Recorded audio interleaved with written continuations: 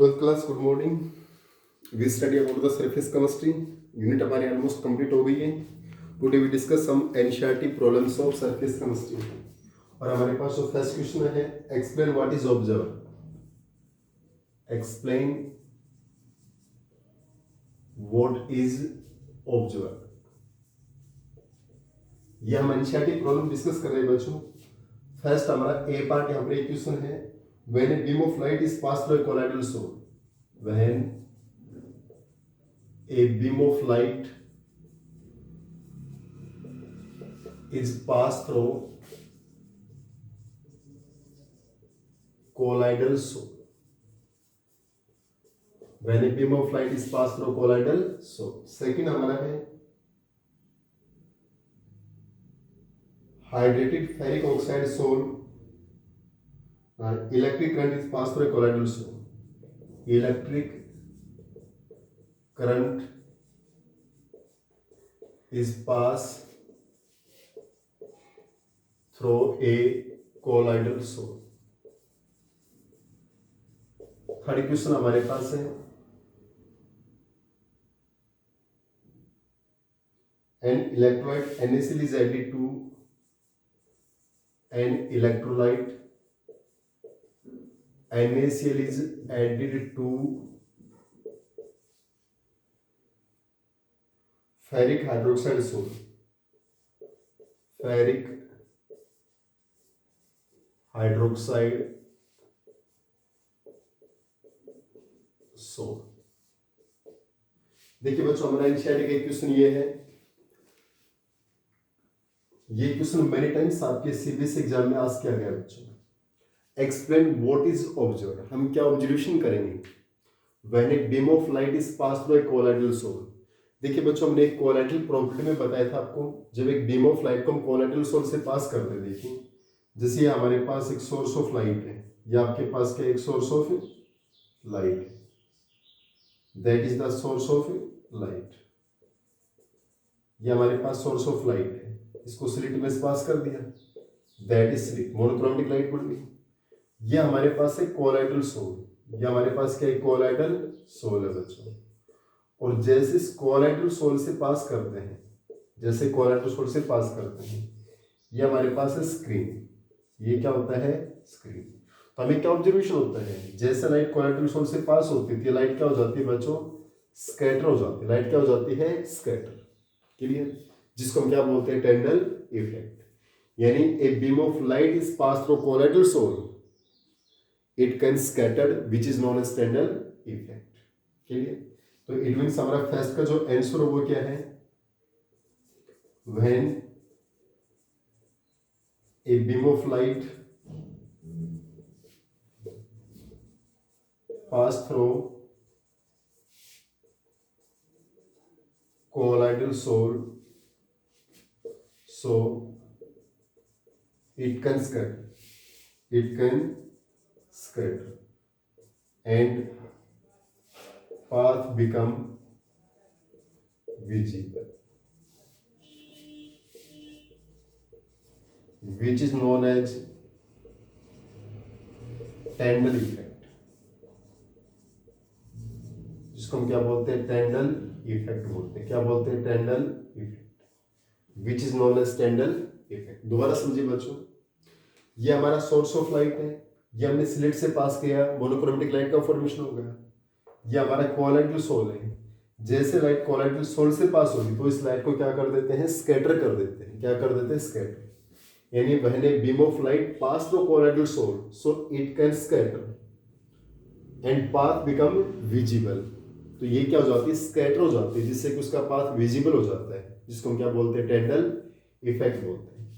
Second हमारे पास question क्या बच्चों, हमारे पास electric current is pass through colloidal soul.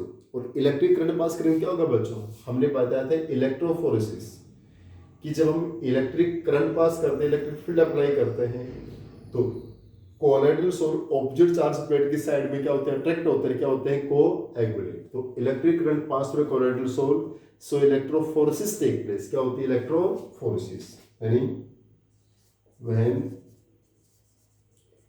Electric current pass through colloidal soul, so electrophoresis take place.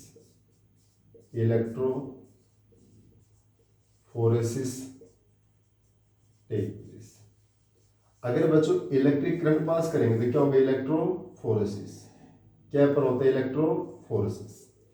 When electric current is passed through colloidal soul, so electrophoresis or cataphoresis take place. Next part, बच्चों C part. An electrolyte NaCl is added to ferric hydroxide soul. बच्चों किसी भी colloidal soul में electrolyte add करते हैं तो उसको हम क्या बोलते हैं? कोएगुलेशन, फ्लोकुलेशन या प्रेसिपिटेशन। क्लियर? यानी when an electrolyte added to colloidal soul, so coagulation या precipitation take place. अगर हम बच्चों इलेक्ट्रोलाइट ऐड करते हैं कोलाइडल सोल में, क्या होता है? कोगुलेशन या प्रेसिपिटेशन या फ्लोकुलेशन होता है। क्या होता है? कोगुलेशन, फ्लोकुलेशन या प्रेसिपिटेशन। बच्चों इन क्वेश्चंस का आप अच्छे स्क्रीनशॉट लेके नोट्स बना सकते हैं। अब हम इसके बाद नेक्स्ट क्वेश्चन डिस्कस करते हैं बच्चों। क्वेश्चन बहुत सिंपल से हैं, आप इन पर अच्छे से कोशिश कीजिए बच्चों। नेक्स्ट क्वेश्चन देखिए बच्चों हमारे पास।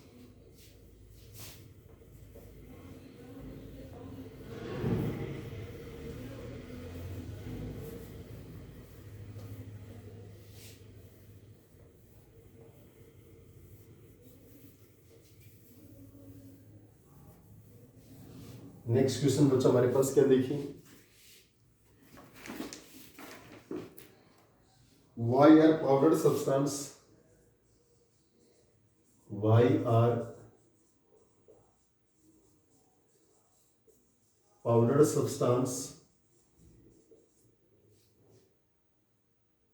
more effective adsorbent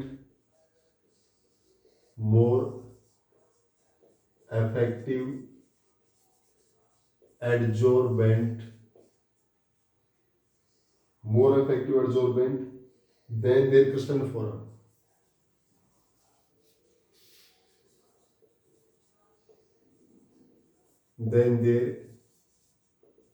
crystalline form?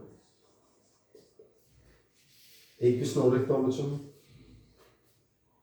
Why is it necessary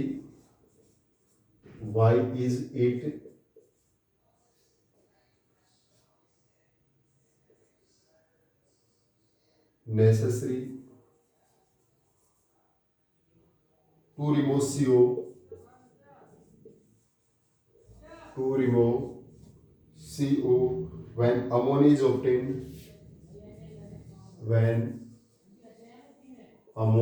is obtained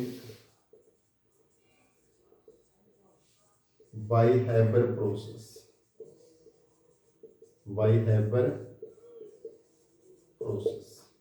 next question हमारे पास है।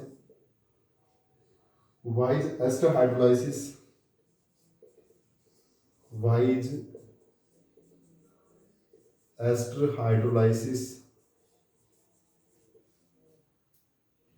slow in the beginning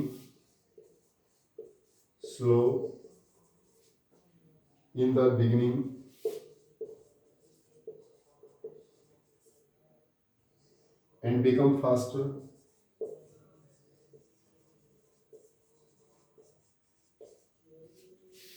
after some time? देखिए बच्चों तीनों क्वेश्चंस को हम डिस्कस करते हैं। हालांकि इस यूनिट के हमारे बहुत सारे क्वेश्चन तो बच्चों हमने ड्यूरिंग यूनिट हमने एनसीईआरटी को कवर कर लिया था इसमें। चलो कुछ क्वेश्चन रह गए थे, उनको देखिए एक बार। हालांकि क्वेश्चन में हमने करवा चुके हैं, लेकिन एक डिफरेंट वे से पूछ सकते हैं, वो मेथड आपको बता रहे हैं। Why are powdered substance more effective adsorbent than their crystalline form? कहते हैं जो हमारा एडजॉर्बेंट है वो पाउडर फॉर्म में ज्यादा इफेक्टिव होता है। पाउडर फॉर्म में क्या होता है? ज्यादा इफेक्टिव होता है। As compare to crystalline form. जो हमारा एडजॉर्बेंट है बच्चों, वो पाउडर फॉर्म में ज़्यादा बेटर है उसकी क्रिस्टलाइन फॉर्म से, उसकी सॉलिड फॉर्म से। ऐसा क्यों भी? क्योंकि हमारा एडजॉर्बेंट क्या करता है, एडजॉर्बेंट पार्टिकल्स को अट्रैक्ट करके अपने सरफेस पर रिटेन करता है। अब कह रहा है कि जो एडजॉर्बेंट है वो पाउडर फॉर्म में ज़्यादा बेटर है उसकी क्रिस्टलाइन फॉर्म से। ऐसा क्यों? क्योंकि पाउडर फॉर्म में एडजॉर्बेंट का सरफेस एरिया क्या होता है, एक्सेस होता है, ज़्यादा होता है as compare to crystalline form. इसका रीजन क्या होगा? It is due to more surface area of adsorbent. It is due to more surface area of adsorbent in its powder form than its crystalline form. यानी जो हमारे पास क्या बताया बच्चों मैंने इस केस में, कि हमारे पास जो एडजॉर्बेंट है पाउडर फॉर्म में, उसके पास क्या है, मोर सरफेस एरिया है, उसका सरफेस एरिया क्या हो जाता है, इंक्रीज हो जाता है, जिसके कारण उसके ऊपर एडजॉर्बेंस भी क्या होगा, ज्यादा होगा, मोर इफेक्टिव एडजॉर्बेंट होगा। तो क्या रीजन बताया मैंने, यानी हमारा एडजॉर्बेंट, आपके पास जो adsorbent is more effective in the powder form than its crystalline form. It is due to more surface area of adsorbent, more surface area of adsorbent in its powdered form, उसके powdered form में, then its crystalline form, उसकी crystalline form की comparison जो powder form में है उसमें उसका surface area क्या होता है, excess होता है। Next, why is necessary to remove CO? Why is necessary to remove CO when ammonia is obtained by the Haber process? ये कहते हैं जब हम अमोनिया का फॉर्मेशन करते हैं हैबर प्रोसेस से, तो हम CO को रिमूव क्यों करते हैं? क्लियर? जैसे हमारे पास क्वेश्चन क्या है, N2+3H2 2NH3, हम अमोनिया का फॉर्मेशन करते हैं बच्चों हैबर प्रोसेस से, तो हमने CO को रिमूव कर देते हैं। क्यों? क्योंकि वहां पर बच्चों CO हमारे पास एक इनहिबिटर कवर करता है, पॉइजन कवर करता है। क्लियर? वो हमारी कैटालिस्ट की जो एक्टिव साइट को उनको क्या करता है, डीएक्टिवेट करता है, इसलिए पहले हम उसको रिमूव करते हैं, नहीं तो रेट ऑफ रिएक्शन क्या कर देगा, डिक्रीज। तो इसका वर्क क्या है, it is due to CO act as poison और इनहिबिटर। CO किसका वर्क करेगा, पॉइजन या इनहिबिटर का वर्क करता है, क्योंकि it is due to CO act as poison और inhibitor which retard the rate of reaction, जो रेट ऑफ रिएक्शन को क्या करता है, रिटार्ड करता है, डिक्रीज करता है। इसका मतलब रीजन क्या लिख पाया कि हमारे पास CO को हम नेसेसरी क्या होता है कि हम CO को रिमूव करते हैं। CO क्यों रिमूव करते हैं, क्योंकि जब हैपर प्रोसेस होने का मैन्युफैक्चरिंग करते हैं तो CO वहां पर किसका वर्क करता है, पॉइजन या इनहिबिटर, जो कैटालिस्ट के एक्टिव साइट को क्या करता है, डीएक्टिवेट करता है। नेक्स्ट बच्चों, ester hydrolysis slow in the beginning becomes fast after some time. जैसे हमारा एस्टर क्या है बच्चों, RC डबल बॉन्ड OR, ये हमारे पास एस्टर है, इसका हाइड्रोलाइसिस करेंगे H2 H+ एसिड की प्रेजेंस में। क्लियर? तो बच्चों देखिए हमारा जो वाटर किस्म ब्रेक होता है H पॉजिटिव OH नेगेटिव, और एस्टर में हमारा ये बॉन्ड ब्रेक होता है, ऑक्सीजन मोर इलेक्ट्रोनेगेटिव है तो इस पे नेगेटिव चार्ज, और कार्बन इलेक्ट्रो पॉजिटिव इस पे पॉजिटिव चार्ज। क्लियर? तो हमारा जो RCO पॉजिटिव है किससे जुड़ेगा, आपके पास OH नेगेटिव से, तो RC डबल बॉन्ड O किससे जुड़ेगा, OH नेगेटिव से, प्लस जो हमारा RO नेगेटिव है किससे जुड़ेगा, H पॉजिटिव से, तो क्या बनेगा R-OH एसिड, और ये क्या बन गया, alcohol, that is carboxylic acid, और ये अल्कोहल। ये कहते हैं कि बच्चों देखिए पहली बात तो जब एसिड का डिकम्पोजिशन होता है एसिड और अल्कोहल में, तो इस रिएक्शन को हम क्या बोलते हैं, स्पोनिफिकेशन बोलते हैं। क्या बोलते हैं, स्पोनिफिकेशन।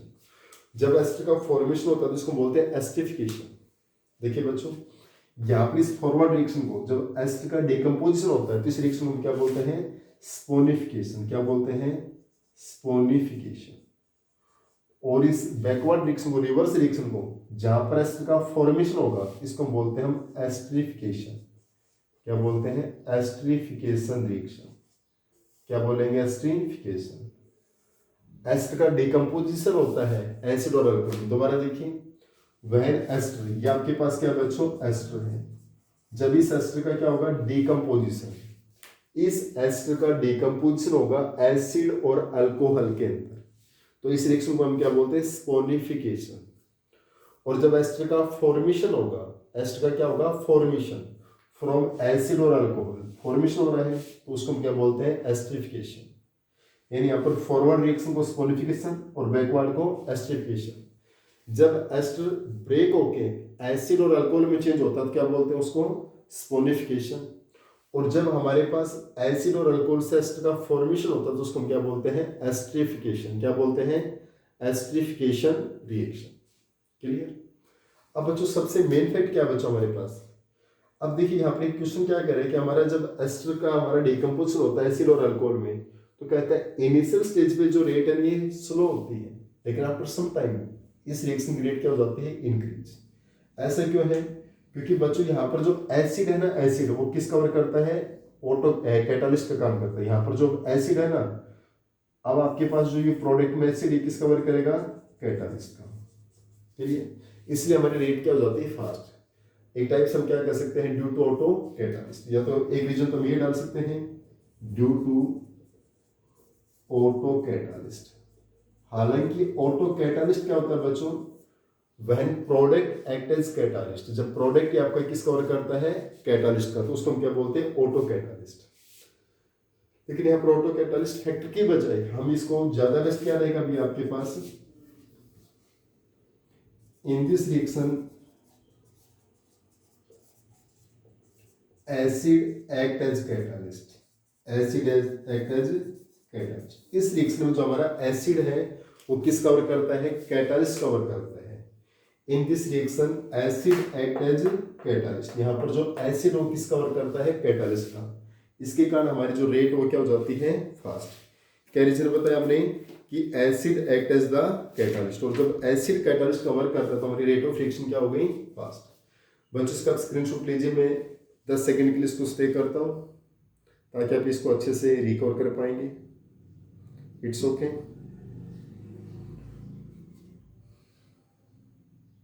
इसके बाद हम नेक्स्ट क्वेश्चन को डिस्कस करते हैं।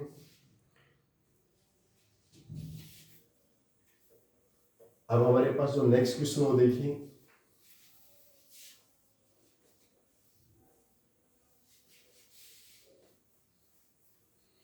बच्चों हम सब एनसीईआरटी प्रॉब्लम को डिस्कस कर रहे हैं। मोस्ट ऑफ एनसीईआरटी क्वेश्चन हमने यूनिट में डिस्कस कर लिए थे, फिर भी कुछ क्वेश्चन बच गए थे, वो किस टाइप से बोर्ड एग्जाम में आस्क किए जाते हैं और उनका हम किस टाइप से उनका आंसर देते हैं, उसको देखिए पूरा। नेक्स्ट जो हमारे पास क्वेश्चन वो देखिए क्या है आपका। नेक्स्ट क्वेश्चन बच्चों हमारे पास है, how is adsorption of a gas, how is adsorption of a gas related to its critical temperature, related to its critical temperature.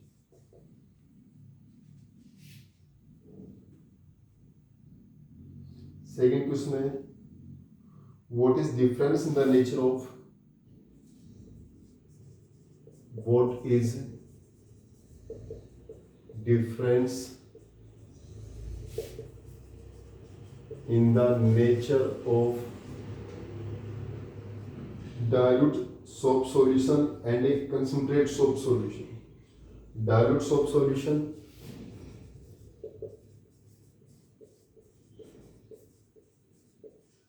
or a concentrate soap solution, दोनों में क्या डिफरेंस है? नेक्स्ट क्वेश्चन है बच्चों हमारे पास है, which one of following electrolytes, which one of following electrolytes is most effective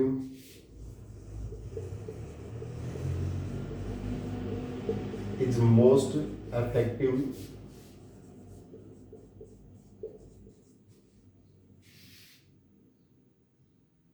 for the coagulation of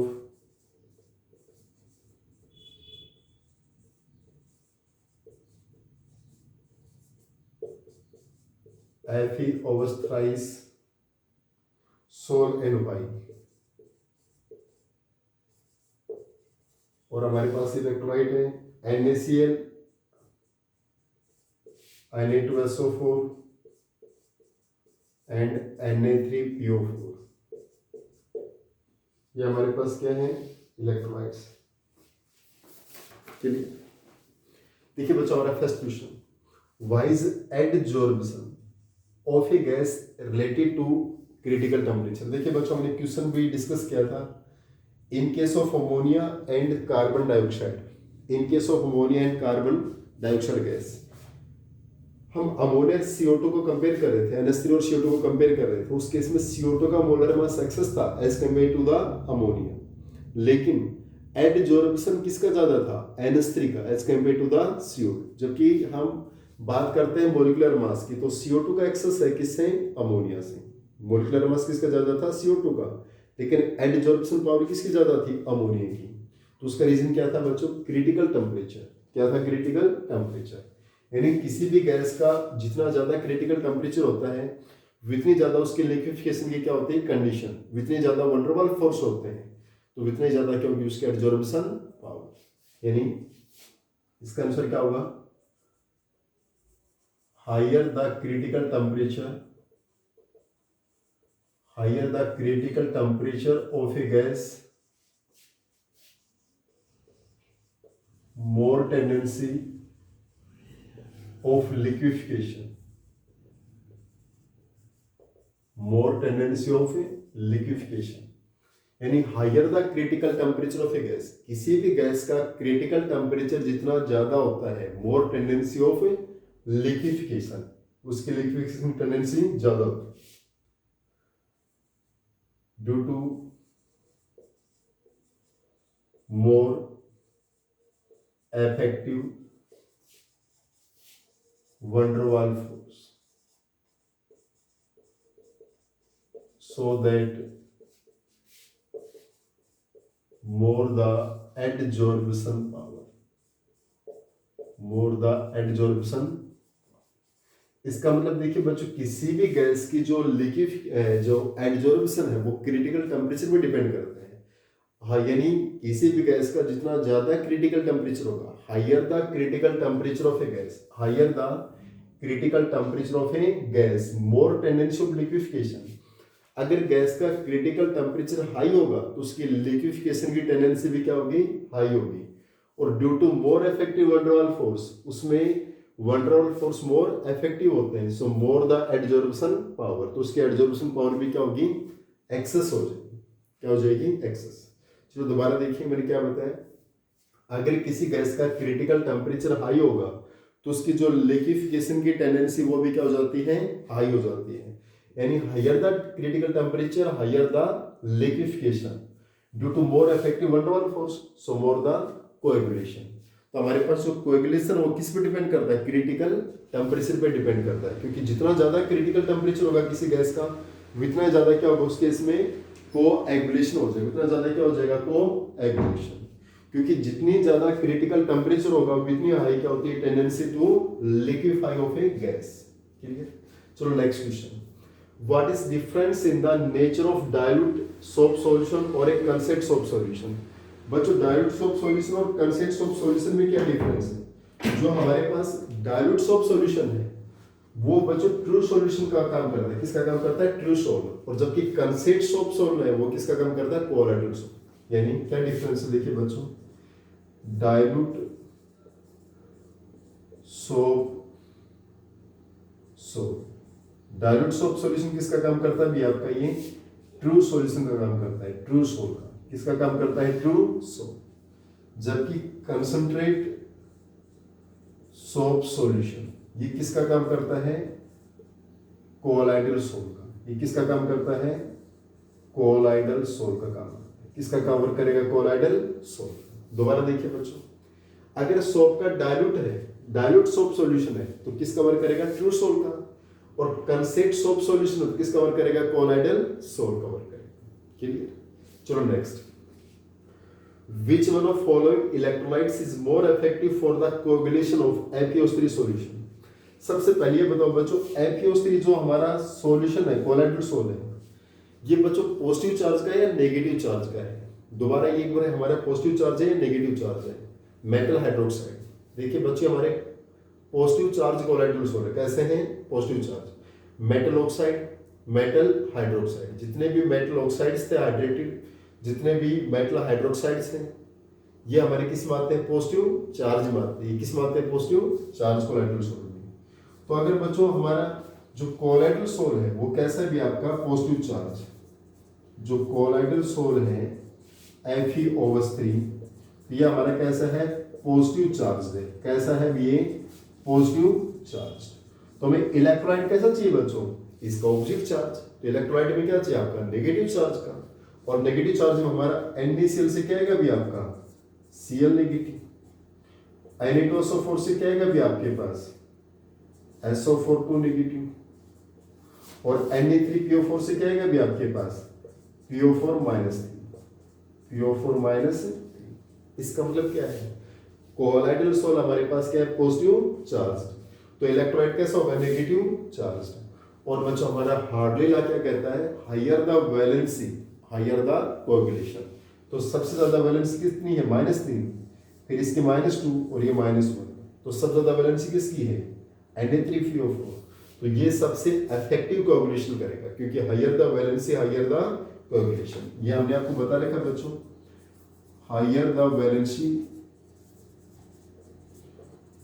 of an electrolyte, so higher the coagulation, higher the coagulation.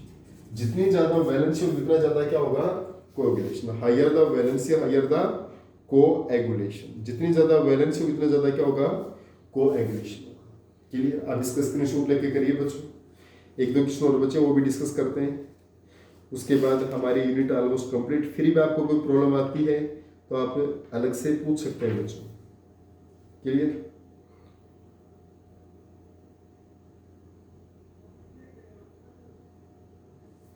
हो गया? देखिए इसको हम फिनिश करते हैं, नेक्स्ट क्वेश्चंस को रिटर्न करते हैं।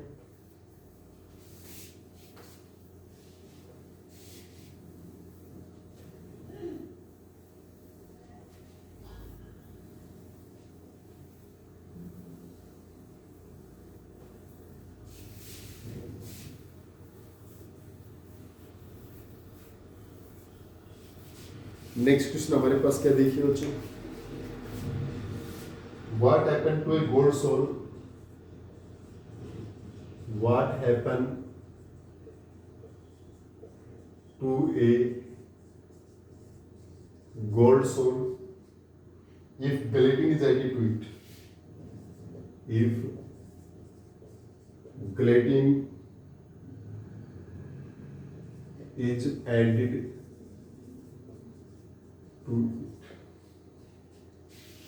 अगर gelatin ऐड करते हैं तो इसमें क्या हैपन होगा बच्चों? Next question, the conductance of an emulsion, the conductance of an emulsion increases on adding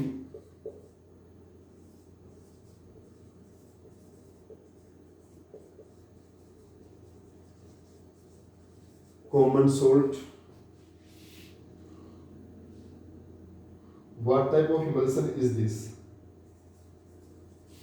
What type of emulsion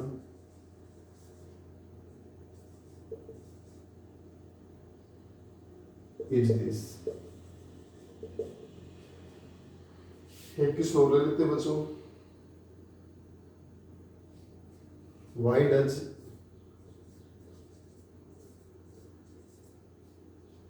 leather get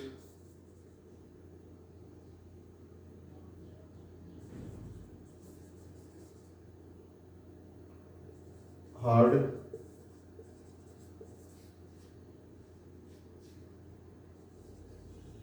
after tanning.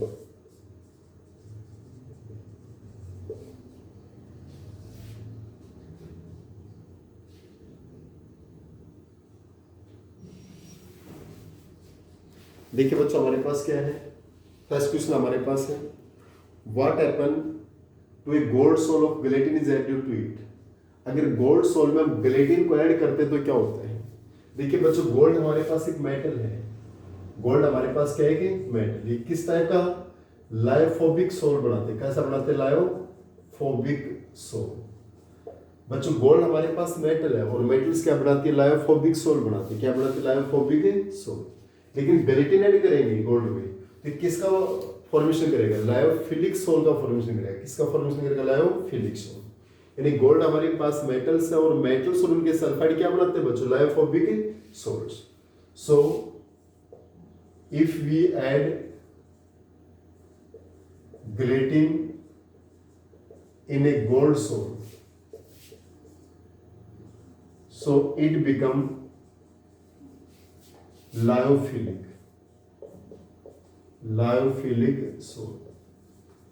तो ये क्या बन जाएगा, लायोफिलिक सोल। देखिए गोल्ड मेनली मेटल्स और मेटल्स क्या बनाते हैं, लायोफोबिक सोल बनाते हैं। लेकिन गेलेटिन ऐड करने से क्या, किसका फॉर्मेशन करेगा, लायोफिलिक सोल का फॉर्मेशन करेगा। किसका फॉर्मेशन करेगा, लायोफिलिक सोल। ठीक है। Conductance of an emulsion increases on adding common salt. कहते हैं किसी भी इमल्सन की कंडक्टेंस इंक्रीज होती है ऑन एडिंग कॉमन साल्ट। अगर इम्प्योरिटीज ऐड करें कंडक्टेंस इंक्रीज होगी। तो what type of emulsion is this, तो हमारे किस टाइप के इमल्सन होगा ये, यहाँ पे बच्चों बढ़ जाएगा oil in water type, oil in water type emulsion, oil in water type emulsion. कैसा बढ़ेगा, oil in water type emulsion. ठीक है बच्चों, why does leather get hard after turning. Leather हमारा हार्ड क्यों जाता है टर्निंग के बाद, इसका एक रीजन होता है ड्यू टू म्यूचुअल। हमारे पास क्या होता है, म्यूचुअल कोऑपरेशन। इसका डायरेक्ट रीजन हम क्या दे सकते हैं, it is due to mutual coagulation take place. Mutual coagulation take place, क्या रीजन है, म्यूचुअल कोएगुलेशन टेक प्लेस। देखिए बच्चों हमने ये एनसीईआरटी डिस्कस कर चुके हैं। फिर भी आपके पास अगर कोई क्वेश्चन ऐसा बचता है कि आपका नहीं हुआ है तो आप अगेन आप हमसे पूछ सकते हैं। It's okay.